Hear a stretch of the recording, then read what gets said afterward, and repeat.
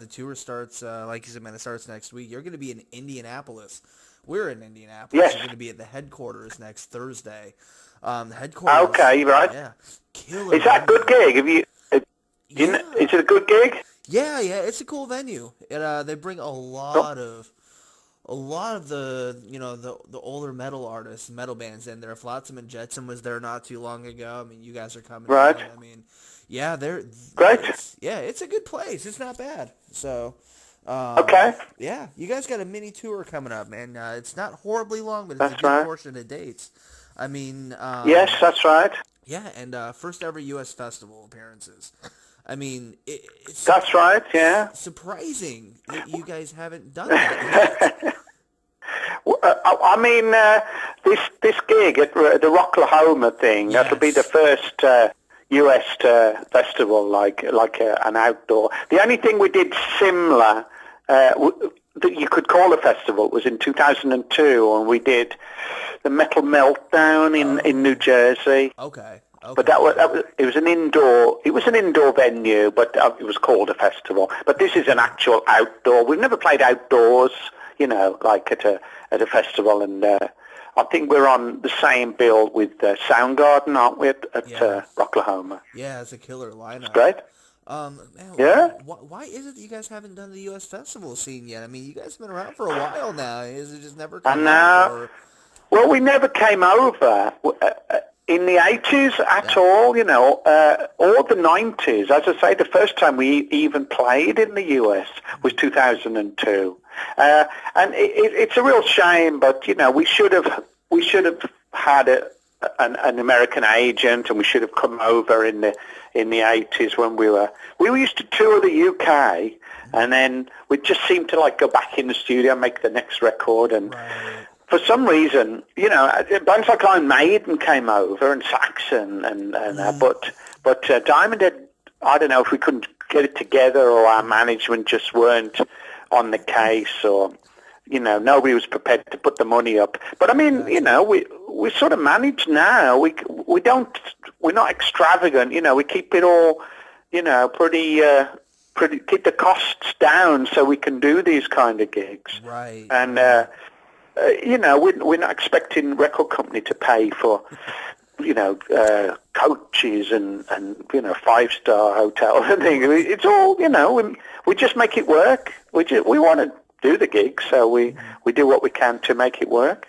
Right. Well, I mean, probably the last decade or so, it's just been the last 10 years that the U.S. festival scene has really blown up.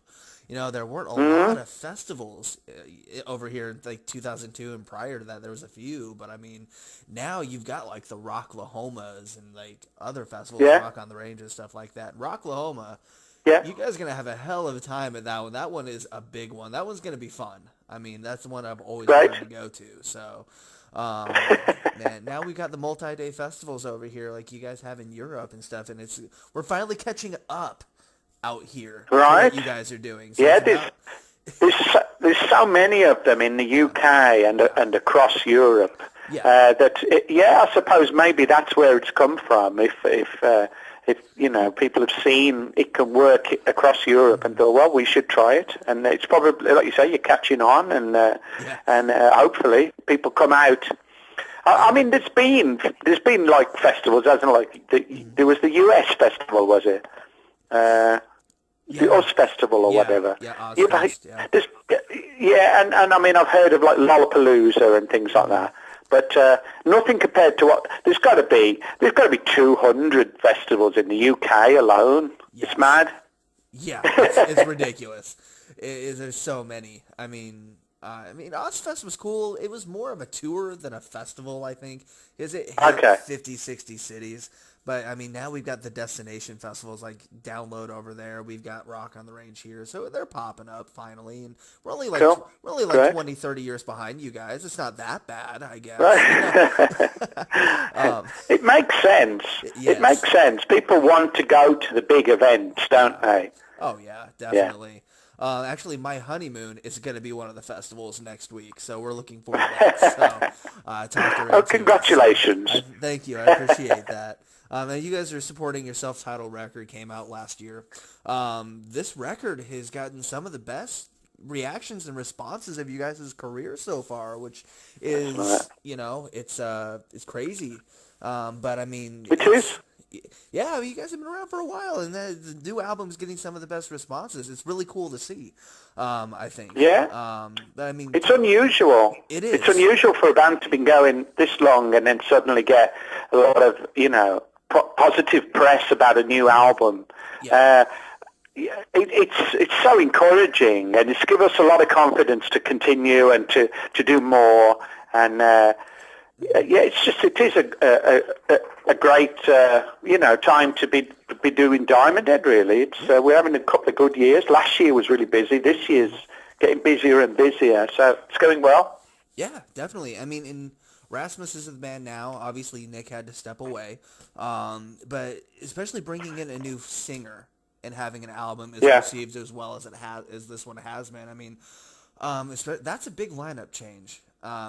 It's serious. It is, yeah, especially this far into a career. I mean, what does that mean to you guys with this material being received as well as it has with this type of a change? Well, when we did it, we had this brief and we just said the album should sound like Diamond Head, and we filtered out songs that didn't really fit the brief, that sounded too modern or to this or to that. And I think it was once we heard the tracks with vocals on, because of course in rehearsal Raz would throw ideas out musically, vocally, but you wouldn't take full notice of what the vocals are doing until I heard all the guide vocals, and then I realised, this guy's fantastic, and he's perfect for Diamond Head. He fits, his voice suits the music. It's got that Diamond Head quality of old, and so the press must have just picked up on the fact that it's almost like a revitalized band. It's got some kind of the classic style, but it's for now, and it's really pushing forward, and I don't know quite how to explain it other than we kind of made the album we wanted to make, because I had no idea that everybody was going to enjoy it as much as they do. So I kind of wanted to please myself, and I wanted everybody in the band to be happy, and then as we started playing it to people, they were all going, wow, it's great, I love that, and I love this. And people were picking their favourite tracks, and a lot of people would pick different tracks, which, again, we didn't expect. We probably all presumed they'd like maybe the first track, Bones, or something. But you'd get people say, I really like, Diamonds, or I really like Shout at the Devil, or I really like Set My Soul Upon. And people were reeling off the other tracks, which, again, was, wow, how do you like that track, So it's really surprised us how well it's been received, and I'm very grateful for it. What was it about Rasmus that was such a good fit when you were looking for somebody to come in and take over? Because it's I don't know. It is. I mean, we tried a few, and I think I know a good singer when I hear one. Yeah. And when I listened to Raz singing To Heaven from Hell, that's the first time I heard him sing a Diamond Head song. I just thought, he's not struggling to hit high notes or long notes. It sounds very natural. There's something about it. There's a tone in his voice which just really appeals to me, and I just didn't have to say anything, really. I kind of knew what I didn't want, and I kind of know what singers I really like, and he just kind of ticked the boxes for me. I just thought, within about half an hour, I thought, yeah, he's great. This guy's great. Nice. And that's it. And ever since then, he's got more and more into the band and the style and the way we work. And I think, there's going to be some more great stuff coming from the band. We've already started writing the next album. We started in January. So there's going to be some more great stuff. I'm confident. Awesome. We can't wait to have the next one. I mean, I feel like, especially with metal, when you just there's some you don't know how to describe it, but like with me, I know good music when I hear it, and I know bad music when I hear it. And it's just like Yeah, that's good, that's not, and you don't really know what you're yeah, looking for. It's just that's right. I'll know when I hear it type thing. That's right. Um, And sometimes you can have an album that's cost millions of dollars and took years, and it's no good. yeah, And you can have an album that was recorded in a cheap studio in a week, and it's brilliant. exactly. And so it's really strange. It's something to do with the chemistry, the singer, the songs, just the sound, the way it gels. It's all kinds of things go into the mix. There's no hard, fast rule, is there? Exactly. Now next Thursday, obviously playing the headquarters. Ross the Boss is on a couple dates with you guys, which is awesome.